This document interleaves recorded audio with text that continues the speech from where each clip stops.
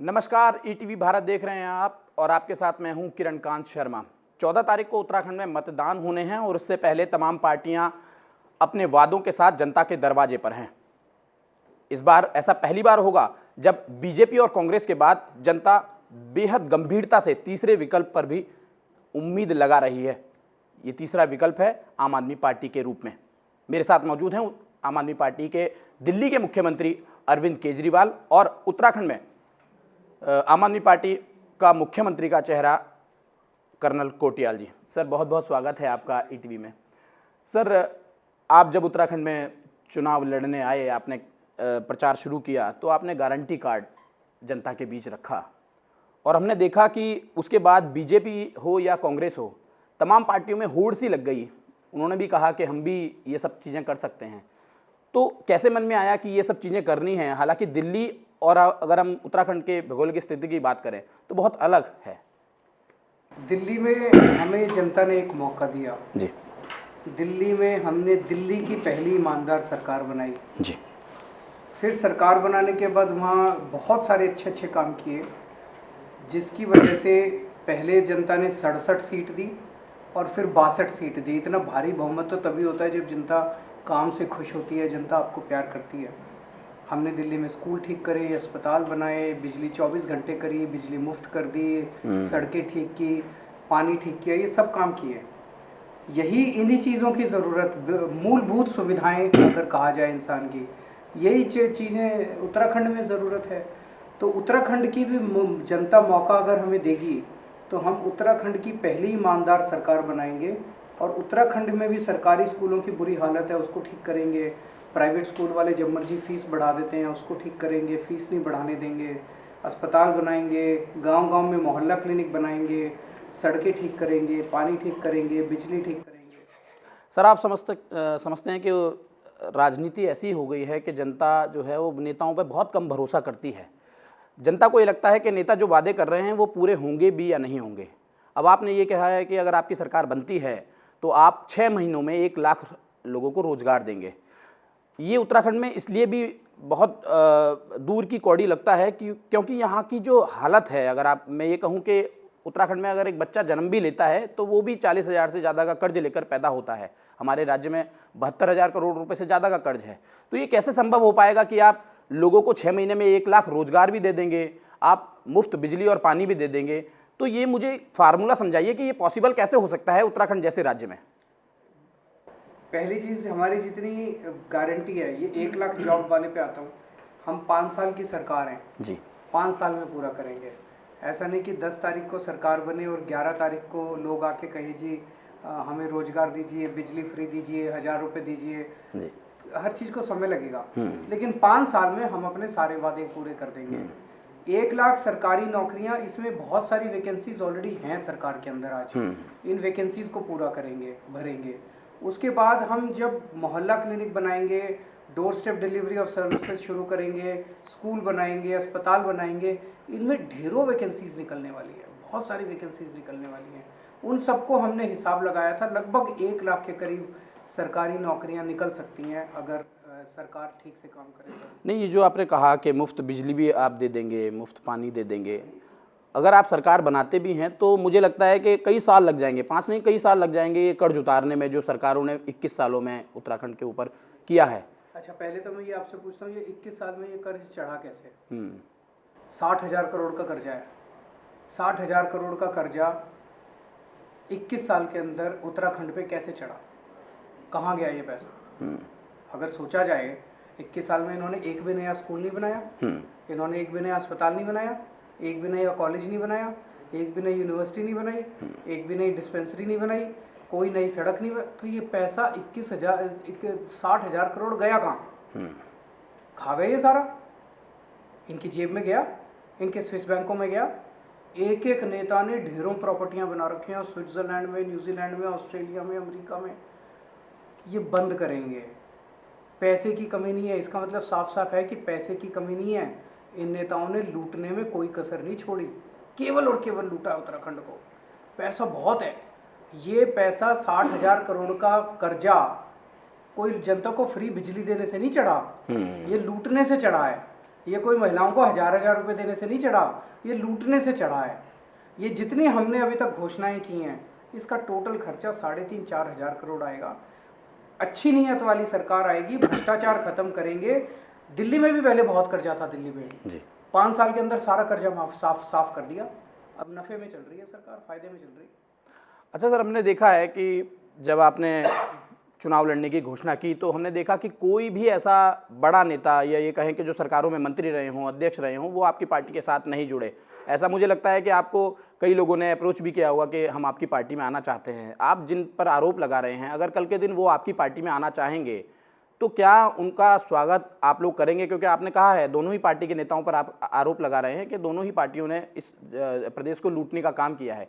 तो क्या अरविंद केजरीवाल ये कह रहे हैं कि आने वाले समय में अगर पार्टी मजबूत होती है और लगता है उन नेताओं को कि आम आदमी पार्टी उनका ठिकाना हो सकता है, तो क्या उनका स्वागत किया जाएगा ऐसे नेताओं का? देखिए, मोटे मोटे तौर पे मैं आपकी बात से सहमत हूँ। इसीलिए आपने खुद ही कहा कि कई दूसरी पार्टियों के नेता आप में आना चाहते थे जी। हमने इसी वजह से नहीं लिया क्योंकि हम भ्रष्ट लोगों को नहीं लेना चाहते। लेकिन ये कहना गलत होगा कि उन पार्टियों में सारे लोग भ्रष्ट हैं। उन पार्टियों में कुछ अच्छे लोग भी हैं, कुछ बुरे लोग भी हैं, कुछ अच्छे। हम जब भी दूसरी पार्टियों से किसी को लेते हैं तो बड़ी ठोक बजा के देखते हैं कि बंदे की इमेज सही है, उस ईमानदार आदमी है। तो अगर कोई भी अच्छा आदमी जो वहाँ घुटन महसूस कर रहा है, वो अगर हमारी पार्टी में आना चाहेगा, हमें लगेगा आदमी ईमानदार है, तो उसे ज़रूर लेंगे। अच्छा सर, मेरा कोटियाल जी को लेकर आपसे सवाल है, आप दोनों ही उसका जवाब दे सकते हैं कि कोटियाल जी आप ये बताएं कि आप तो भोले के वक्त हैं। हमने देखा साल 2013 में आपको केदारनाथ की वादियों में, वैली में काम करते हुए, तो अचानक ऐसा क्या लगा कि भाई राजनीति में जाना चाहिए और आम आदमी पार्टी ही क्यों? और आपसे भी मेरा सवाल है कि सर, आपने कर्नल अजय कोटियाल पर ही दाव क्यों खेला? राज्य में और भी बड़े नेता हो सकते थे, और भी लोग हो सकते थे, आखिरकार आपको इनके अंदर ऐसा क्या लगा? पहले मैं बता देता हूँ कि जैसा मैंने कहा कि हमारे लिए क्या बोले कि वक्तों को अगर राजनीति में आएंगे तो अच्छा नहीं होगा?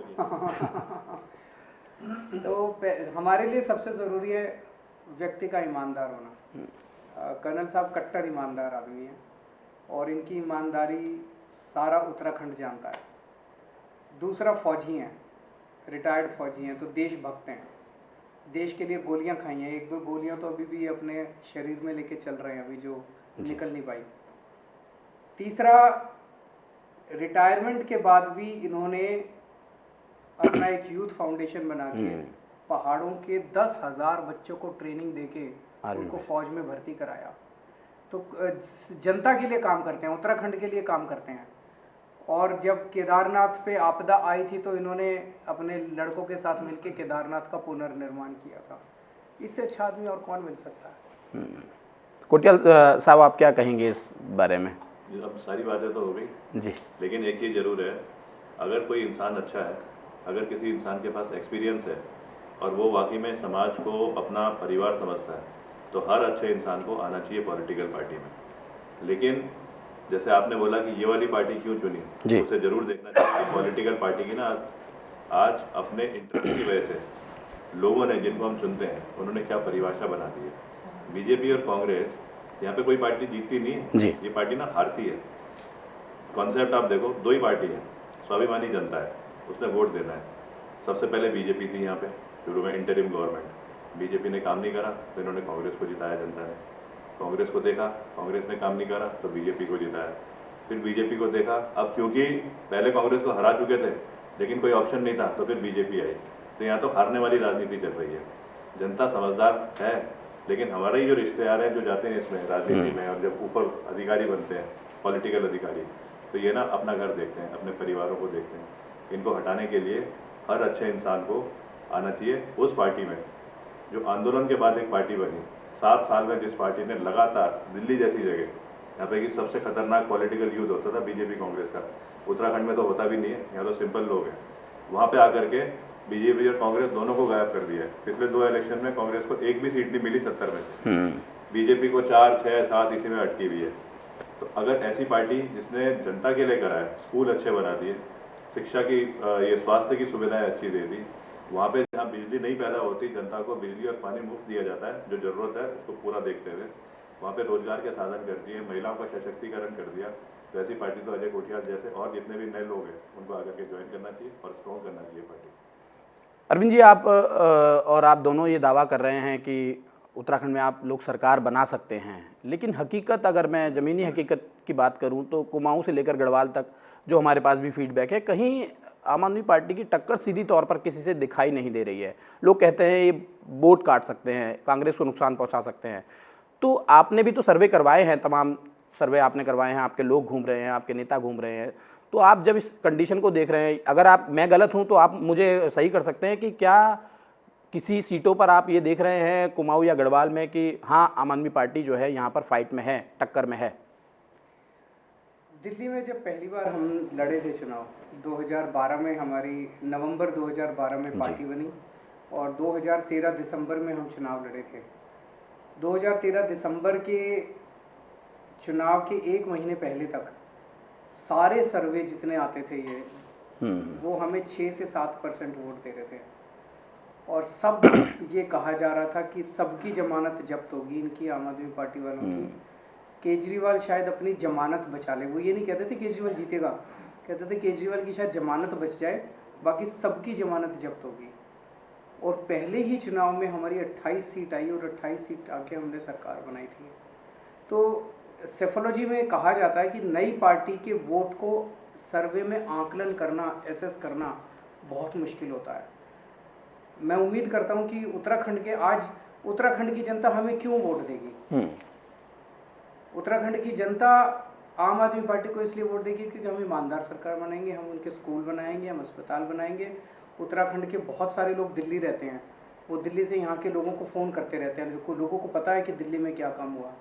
पर मैं अगर आपसे पूछूं कि उत्तराखंड की जनता कांग्रेस को वोट क्यों दे, शायद आपके पास जवाब नहीं होगा। मैं अगर आपसे पूछूं कि उत्तराखंड की जनता बीजेपी को वोट क्यों दे, शायद आपके पास जवाब नहीं होगा। कोई एजेंडा ही नहीं है दोनों पार्टियों का। दोनों पार्टियां क्या कह रही है, बीजेपी वाले, कांग्रेस वाले कह रहे हैं जी इन्होंने 5 साल लूट लिया, अब हमारी बारी है, अब हमें मौका दो, हम लूटेंगे। धामी साहब कह रहे हैं जी मेरे को तो अभी 6 महीने मिले, थोड़ा सा और मौका दो। तो दोनों को लूटना का हम पहली बार आके कह रहे हैं कि हम उत्तराखंड की पहली ईमानदार सरकार बनाएंगे, आपके बच्चों के स्कूल, अस्पताल, बिजली, पानी देंगे। आपने दिल्ली में भी ये बात कही, पंजाब में भी आप ये बात कहते आए हैं। उत्तराखंड में जब आप आए तो हमने देखा कि आपने स्कूलों के भ्रमण करे, खुद मनीष सिसोदिया ने जो है वो स्कूलों में जाकर के वहाँ के हालात देखे। फिर आप अचानक से आते हैं और गारंटी कार्ड के दौरान एक घोषणा करते हैं कि अगर हमारी सरकार बनती है तो हम उत्तराखंड को आध्यात्मिक राजधानी बनाएंगे। तो मुझे लगता है कि कहीं ना कहीं आम आदमी पार्टी भी उस ट्रैक पर जाने की कोशिश कर रही है जहां पर दूसरी पार्टियां हैं। दूसरी पार्टियां मस्जिद और मंदिर की बात कर रही हैं, शमशान और कब्रिस्तान की बात कर रही हैं। आपने अपना जो मूल जो आपका ध्येय था कि हम स्कूल, अस्पताल, तमाम चीज़ें सही करेंगे, फिर आप आध्यात्मिक राजधानी पे आ जाएंगे। तो आप ये बताएं, आपका रोड मैप है क्या आध्यात्मिक राजधानी बनाने का उत्तराखंड में? हम इंसान के हर पहलू को छूते हैं। एक इंसान क्या चाहता है जी, कि मेरे बच्चों को अच्छी शिक्षा मिल जाए। दिल्ली में हमने उनके लिए अच्छे स्कूल बना दिए, फ्री में एजुकेशन दे रहे हैं। एक आदमी चाहता है कि मेरे घर में कोई बीमार हो तो उसका अच्छा इलाज हो जाए, दिल्ली में हमने अच्छे अस्पताल बना दिए, अच्छा इलाज हो रहा है। एक आम आदमी चाहता है 24 घंटे बिजली आ जाए, बिजली के बिल ना आए। अब 24 घंटे बिजली आती है, बिजली के बिल 0 आते हैं। एक आम आदमी चाहता है पानी ठीक से आ जाए, पानी ठीक से आता है। एक आम आदमी की अध्यात्म की भी ज़रूरत होती है, बहुत बड़ी ज़रूरत होती है, भूख होती है अध्यात्म की।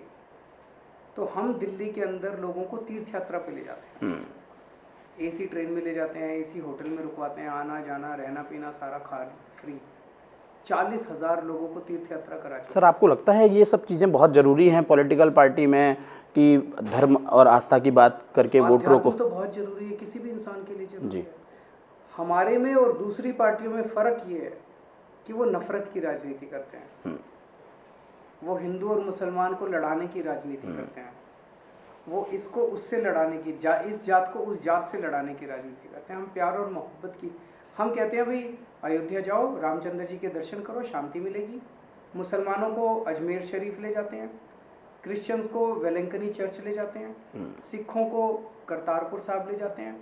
हर धर्म के और हिंदुओं के लिए हमने द्वारका, हरिद्वार, ऋषिकेश, मथुरा, वृंदावन, वैष्णो देवी, शिरडी, कई जगह हमने 12 स्थान हमने किए हुए हैं, वहाँ सब ले जाते हैं, अयोध्या जी। तो अगर हम तीर्थ यात्रा लोगों को करा रहे हैं, आध्यात्मिक राजधानी बनाना चाहते हैं, इसमें बुरी बात क्या है? नंबर 1। नंबर 2, जब हमने कहा कि हम हिंदुओं की आध्यात्मिक राजधानी बनाएंगे, इसमें रोजगार का बहुत ज़बरदस्त पोटेंशियल है, बहुत ज़बरदस्त पोटेंशियल। यहाँ पे कण कण के अंदर आध्यात्म है उत्तराखंड में, लेकिन ये इसको फैलाया नहीं गया, मार्केट नहीं किया गया। ये बताएंगे आपको, इतनी कहानियाँ हैं यहाँ पे, 10 कदम पे, हर 10 कदम पे एक कहानी है। अगर इसको अच्छे से मार्केट किया जाए, यहाँ पे हजारों जॉब्स बच्चों के तैयार किए जा सकते हैं। मेरा सवाल ये है कि सर, अगर आपको जनता यहाँ का प्रेम देती है, बहुमत देती है, तो और पार्टियों के साथ जो है जनता की ये यादें जुड़ी हुई हैं कि 5 सालों में 2 से 3 मुख्यमंत्री यहाँ पर बदल जाते हैं। आपके पास ऐसा क्या फार्मूला होगा कि कोटियाल ही आपके मुख्यमंत्री 5 साल रहेंगे? उनको मुख्यमंत्री बदलने पड़े क्योंकि उनके मुख्यमंत्री खराब थे। एक तरह से उस पार्टी ने, बीजेपी ने कबूल किया कि हमारा ये भी खराब था, फिर अगले वाला भी खराब था, अब ये अगले वाला आया है।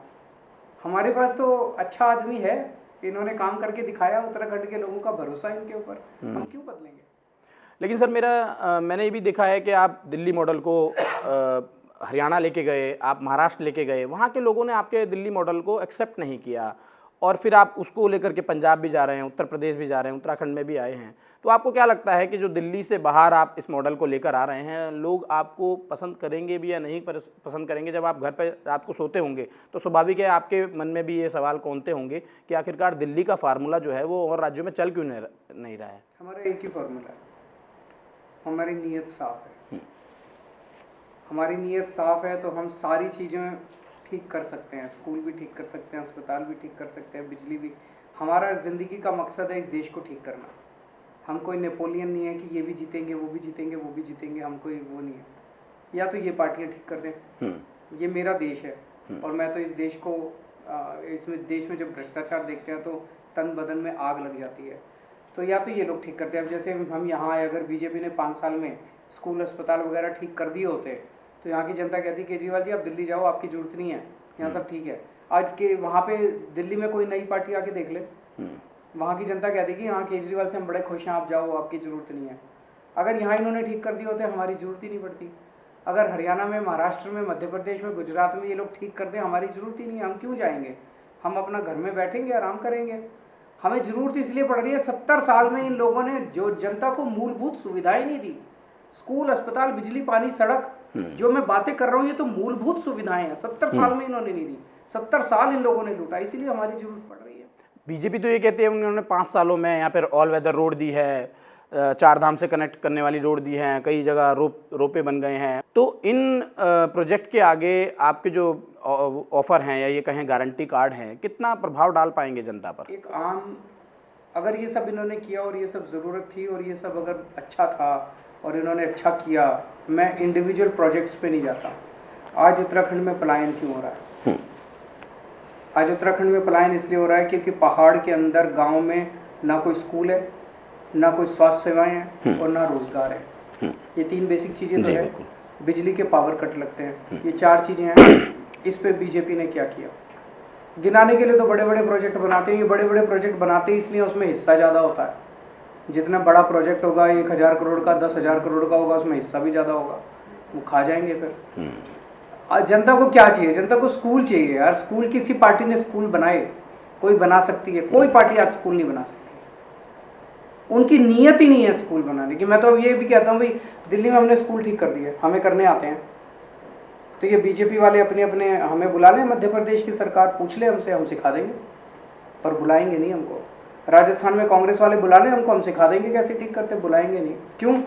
क्योंकि जब स्कूल बनाते हैं उनको उसमें पैसे कमाने हैं, जब बच्चों के डेस्क खरीदते हैं उसमें उनको पैसे कमाने हैं, मिड डे मील में उनको पैसे कमाने हैं। और हमारा मॉडल है कट्टर ईमानदारी का, तो कोई कर ही नहीं सकता जो काम हम कर रहे हैं। मेरा आखिरी सवाल है जी, जोड़ना चाहूँगा कि आपने बिल्कुल बोला कि सड़कें जो यहाँ पे 4 लेन हाईवे बन रही हैं, ऑल वेदर रोड नाम दे दिया उसका, ट्रेन बन रही है कर्णप्रयाग तक, पर प्रैक्टिकली अगर कोई देखे ना, मैं आया गंगोत्री विधानसभा से, उत्तरकाशी से, कल मैं चला, ये परसों रात को चला मैं, जो रास्ता 3 घंटे में आप पहुँचते हो, आज 8 घंटे लग रहे हैं उस रास्ते में। वो वाली ऑल वेदर रोड, वो ऑल वेदर रोड है सर। यहाँ से उत्तरकाशी से लेकर चंबा तक मेरे को 8 घंटे लगे। आज इसको हम ऑल वेदर रोड बोलेंगे। कोई गलत बात नहीं है कि ऑल वेदर रोड का कॉन्सेप्ट बहुत बढ़िया है, लेकिन अगर सरकार ऐसी है कि वो कॉन्ट्रैक्ट कैसे दे रही है, प्रॉपर जो टूटी हुई है सारी, टूटी हुई है सर, जो प्रोसीजर होता है ये ऐसा क्यों होता है कि सड़क बनती है और 10 दिन में टूट जाती है उत्तराखंड ये में? तो हम रोज देख रहे हैं। सोशल मीडिया पे मैं इतने देखता हूँ, गांव-गांव के अंदर लोग धरने पे बैठे रहते हैं। कहीं तो लूट चल रही है ना ये। कर्णप्रयाग में जो रोड रेलवे लाइन बन रही है, गांव में क्रैक आनी शुरू हो गई है, तो रेलवे लाइन जानी चाहिए। मैं तो यहाँ उत्तराखंड का रहने वाला हूँ, कितना अच्छा लगेगा कि बद्रीनाथ के लोग यहाँ से रेल में जा रहे हैं, लेकिन बनाने के तरीके तुमने खाली अपनी जेब भरने की वजह से कॉन्ट्रैक्ट कैसे दे दिए। तो पॉइंट तो हमारा ये है ना, जो बेसिक रिक्वायरमेंट है वो तो आम आदमी पार्टी ने कर ही रखी है, जो आज एक अच्छा उत्तराखंड में जरूरत है। लेकिन ये जो कॉन्सेप्ट है कि जिसमें ये भ्रष्टाचार बढ़ रहा है, इसको तोड़ने में ही तो केजरीवाल सरकार की। सर मेरा आखिरी सवाल आपसे ये है कि 21 सालों में जो भी सरकारें रही हों, कांग्रेस रही हो या बीजेपी रही हो, दोनों ही सरकार जो है उत्तराखंड को स्थायी राजधानी नहीं दे पाई हैं। अगर आपकी सरकार आती है और आपका इसमें क्या सोचना है कि स्थायी राजधानी राज्य को मिलनी चाहिए या नहीं मिलनी चाहिए? हम हेलीकॉप्टर से जाते हैं, वहाँ पर विधानसभा सत्र करते हैं और फिर वापस आ जाते हैं। कोई नेता पहुँचता है, कोई नेता नहीं पहुँचता। अब बर्फ़ हो गई है तो वहाँ पर कोई झांकने भी नहीं जा रहा है। तो अरविंद केजरीवाल, कोटियाल दोनों क्या सोचते हैं इसको लेकर के कि स्थायी राजधानी होनी चाहिए, कहाँ होनी चाहिए, कैसे होनी चाहिए? इसको लेकर आप अपना स्टैंड क्लियर कीजिए। सबसे पहले तो उत्तराखंड की सबसे पहली जरूरत ही ये थी जी, जब आंदोलन के बाद में अलग बना जी, कि राजधानी पहाड़ों में होनी चाहिए। गैरसैंण को छाटा गया, गढ़वाल कुमाऊं का एरिया था बीच का जी, और इससे एडवांटेज कितना ज़्यादा होता, सब लोग पहाड़ की तरफ ऊपर मुड़ते, पूरे रास्ते बीच के जो इलाके हैं वो ना सब डेवलप होते। हमने तो ये बोला है कि राजधानी तो होगी होगी वो, लेकिन साथ में बनानी कैसी है, उसका जो मास्टर प्लान बनाया है वो बड़े सिंपल लाइन से हमने बना रखा है कि खाली गैरसैंण नहीं हो सकता। गैरसैंण के चारों तरफ अगर ऐसे गोला खींचो, जी, 30 किलोमीटर का इलाका, जिसमें भरारी सैंड भी आ रहा है, जिसमें कुमाऊं का क्षेत्र भी आ रहा है, ग्वालदम भी आ रहा है, आदबद्री भी आ रहा है, इन सब के बीच में लैंड आइडेंटिफाई करनी है, कौन कौन सी राजस्व की जमीन है, कौन सी फॉरेस्ट की है। राजस्व भी कंस्ट्रक्शन हो सकता है ना, फॉरेस्ट पे तो नहीं हो सकता जी, या फॉरेस्ट पे करने के लिए फिर अलग प्रोसीजर होते हैं। फिर किस प्रकार से इंपॉर्टेंट कौन से डिपार्टमेंट होते हैं। सरकार में सबसे इंपॉर्टेंट हो गया सचिव वाले, उसके बाद में लॉ एंड ऑर्डर, पुलिस, ऐसे और डिपार्टमेंट प्रायोरिटी वाइज। तो इसका होगा पीडब्ल्यूडी का होगा, इरिगेशन का होगा, बिजली विभाग होगा। लिस्टिंग करनी कौन से इंपॉर्टेंट है, उनको गैरसैंण भरारी सैंड में होंगे, बाकी आसपास के इलाके में 30 किलोमीटर पे सारे ये डिपार्टमेंट जाएंगे। मेरे को नहीं लगता इसके बाद कोई प्लान करने की जरूरत है। अगर आपने बेसिक प्लान कर लिया तो उसके बाद ना कहीं सवाल ही नहीं उठता कि ऊपर जाएंगे तो कहाँ रहेंगे, पानी कहाँ से आएगा। इन्हीं मुद्दों को तो लेकर के ही रोकते हैं। और अगर सही तरीके से चले तो सरकार का तो काम ही यही चीज़ है। आज तो साइंस में, आज तो इंजीनियरिंग में टाउन प्लानिंग ये तो एक सब्जेक्ट है, आर्किटेक्चर में एक सब्जेक्ट है। IIT रुड़की हमारे यहाँ पे अरविंद केजरीवाल जी खुद IIT वाले हैं, तो क्या ये आर्किटेक्चर हमें ट्राई नहीं करना चाहिए? चलते चलते दर्शकों को हमारे क्या कहना चाहेंगे? आखिरकार आपको जनता उत्तराखंड में वोट क्यों दे? आपने 10 साल बीजेपी को दिए, 10 साल कांग्रेस को दिए। 10 साल कम नहीं होते, बहुत होते हैं। हमने दिल्ली में 5 साल में ही काम कर दिया इतना सारा। अब अगर आप 5 साल और दे देंगे कांग्रेस को तो वो कुछ नहीं बदलने वाला, ऐसा ही रहेगा सब कुछ। अगर आप 5 साल और दे देंगे बीजेपी को तो कुछ नहीं बदलने वाला। एक मौका इस बार आम आदमी पार्टी को देके देखिए, एक मौका देंगे 5 साल बाद, मैं आपको यकीन दिलाता हूँ कि आप इन दोनों पार्टियों को भूल जाएंगे जैसे दिल्ली की जनता भूल गई। और अगर 5 साल में हम काम ना करें तो अगली बार मैं वोट मांगने नहीं आऊँगा। एक मौका आम आदमी पार्टी को देके देखिए। कोटियाल साहब, गढ़वाली में कुछ अपील करेंगे आप हमारे व्यूअर्स को और उत्तराखंड की जनता को? मेरा तो सारे पहाड़ के लोगों से ये अपील है कि इस बार जो है ये जो मौका आ रखा है, इस मौके को ये देख करके चलना चाहिए कि अगर हम चाहते हैं कि हमारे बच्चे ऑफिसर बने, कर्नल अजय कोठियाल बने, अगर हम चाहते हैं हमारे बच्चे इंजीनियर अजय कोठियाल बने, डॉक्टर अजय कोठियाल बने, तो ये पार्टी जो आ रखी है जिसने अपने को साबित करा है दिल्ली में, आम आदमी पार्टी, इसको 14 फरवरी को एक बार मौका दें। और अगर हम समझते हैं कि नहीं, या तो बीजेपी और कांग्रेस का ही हक रहना चाहिए और उन्हीं की वो घटिया राजनीति चलनी चाहिए, तो मेरे को लगता है इस बार शायद बीजेपी कांग्रेस के गेम में कांग्रेस की बारी है, तो इस बार शायद आप उनको दें। लेकिन मेरे को पक्का यकीन है जो पहाड़ की महिला है, पहाड़ के जो बच्चे हैं, ये जो हमारी युवा शक्ति है, वो जरूर देख रहे हैं आम आदमी पार्टी को एक विकल्प की तरह, जो कि 14 फरवरी को इलेक्शन है, 10 मार्च को रिजल्ट डिक्लेयर होगा। जय हिंद, प्रणाम। तो ये थे दिल्ली के मुख्यमंत्री अरविंद केजरीवाल और उत्तराखंड में आम आदमी पार्टी का मुख्यमंत्री का चेहरा कर्नल अजय कोटियाल। हमारे तमाम सवालों के जवाब जो है उन्होंने बड़ी साफगोई से दिए हैं। आपको ये कार्यक्रम कैसा लगा हमें कमेंट करके ज़रूर बताइएगा। नमस्कार।